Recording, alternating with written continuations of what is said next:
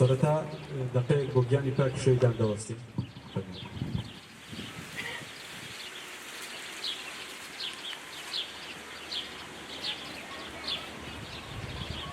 شاهید نامره شاهید نامره بەناوی تەفگەری ئازادی و بەناوی هەموو وڵات پارێزان و تێکۆشەرانی ڕێی ئازادی کوردستان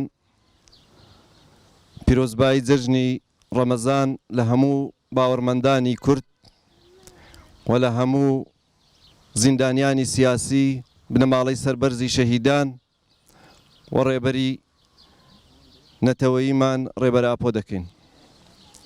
بێگومان لە کاتێکدا کە مانجی پیرۆزی ڕەمەزان بوو لە 23 نیسان دەوڵەتی فاشستی تورک بە شێوەیەکی دڕندانە و پلانداڕێژرا و هێرشێکی بەربڵاو و بۆ سەر باشووری کوردستان دەست پێ کردووە.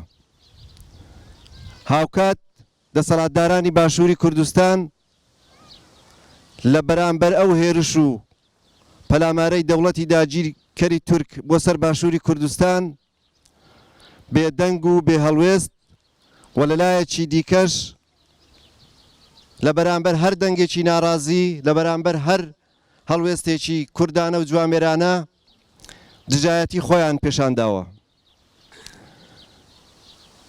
دەوڵەتی تورک لەو هێرشانەی کە دەستی پێکردووە دوای هێرشی گارە، دوای شکستیان لە گارە، جارێکی تر بە بەرنامەیەکی تر و بە شێوازێکی بەربڵاوتر هێرشی سەر هەرێمەکانی مەتینا و ئاڤاشین و ناوچەکانی دیکەیان دەست پێ کردووە.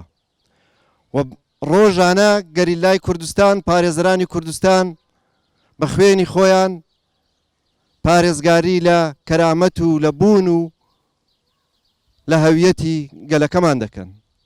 و لێرەشەوە دووبارەی دەکەینەوە کە ئێمە وەک گەلی باشووری کوردستان، وەک وڵات پارێزان و وەک هەموو ئازادی خوازان پێداگری لەسەرەوە دەکەین کە لە بەرامبەر فاشزمی دەوڵەتی تورک، لە بەرامبەر هێڵی خیانەت لە باشووری کوردستان بەردەوام دەبین لە تێکۆشان. و ئەو ڕخ و تووڕەیەی گەلەکەمان لە کات و ساتی خۆیدا پێشانی داگیرکەران دەدەین. و گەلەکەمان هەمیشە بەشێکی دانەبراوە لە تێکۆشانی گەریلای چیاکانی کوردستان، بەشێکی دانەبراوە لە خەبات و تێکۆشانی سیاسی گەلەکەمان، لە خەباتی دیبلۆماسی و لە خەباتی شەقامەکانی کوردستان. ئەرچی پیاوانی ئاینیە، ئەرچی خەڵکی باوەڕمەند و موسڵمانە کە لە بەرامبەر ساختەکاری ئەردۆغان و هاو فکرەکانی لە باشووری کوردستان و لە هەر شوێنێکی دیکە ڕابوەستن. جارێکی دی جێژنی ڕەمەزانی پیرۆز لە هەموو بنەماڵەی سەربەرزی شەهیدان، لە هەموو بنەماڵەی سەربەرزی زیندانیانی سیاسی و زیندانیانی سیاسی و لە هەموو گەریلاکانی سەرکەشەکانی کوردستان پیرۆز دەکەین. جەژنی هەموو لایەک پیرۆز بێ. سەرکەوتن.